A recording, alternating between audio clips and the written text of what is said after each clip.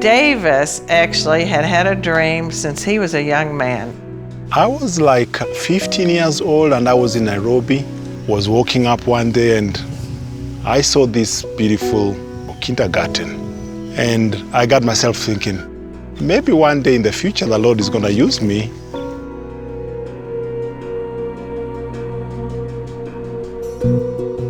In the year 1970, we moved to Nairobi and started school in Nairobi. And we lived in one of the biggest slums, Kibera. Mama Mary was a pastor in one of the local churches.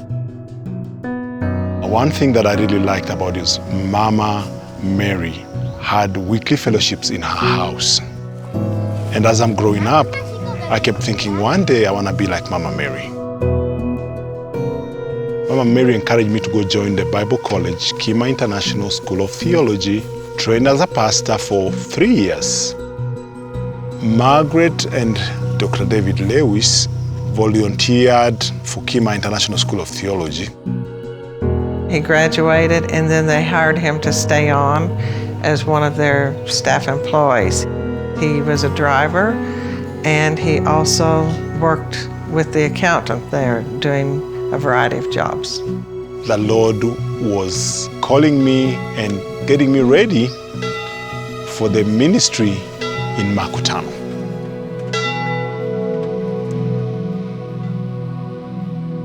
In 2003, Mama Mary was elevated to be the pastor at Makutano Church of God.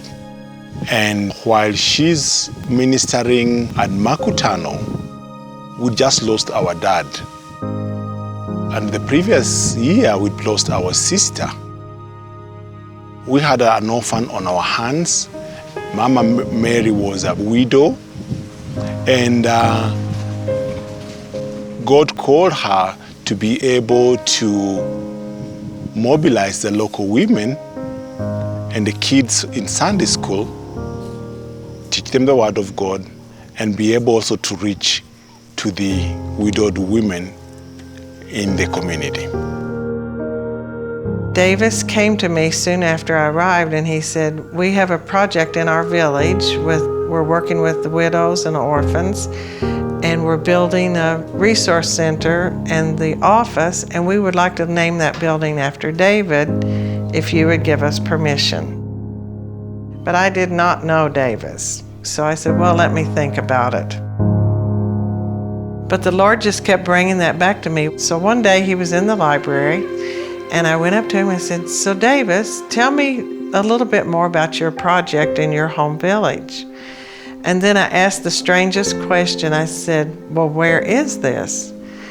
And I would have no way of knowing where this village was, but he said Likiwani. Well, I had been to one village in Kenya and I had been to Likiwani. So in my heart, I felt like God was nudging me to find out more. So I said to Davis, okay, if you will take me to the village, to Likiwani, if you can get a vehicle, I will pay for the gas and I will look at your project just to see what you're doing. So it was on a Saturday and we went to the Church of God and there was his mother, the pastor, Mama Mary, and the other widows working there. I knew that's what God was calling me to do. But I still did not know Davis, and I didn't know if I could trust him or his family. But I pondered that in my heart, and I just waited for a while. What I found out, and it took me a while to find this out, his mother has 4 acres of land. She grows corn on that land, and she was sharing her corn with these widows who had no food. And Davis gave his home. At the time, he was making $30 a month. He was saving money out of that $30 to build this office. I found that incredible. And yet they were both so humble, it took me a long time to find out what the truth was. And when I realized what they were doing with the little they had, I said, God is in this work, little as much when God is in it. Davis is the director of the entire project in Africa. My job entails entirely supervision, both in high school and in the academy. And he is responsible for making sure the money is put at the right place. He also oversees all of our building, meets with our headmaster, our accountant, all the leaders, and they discuss things together. It really is run by the Africans. Davis has a wisdom about how the Kenyan culture works, and he's had to teach me a lot because it's totally different from American. And sometimes I would barge in if I didn't think that something was right, and that he would say, just hold up, be calm, we'll take care of this. So many times he taught me how to react and do things in Kenya.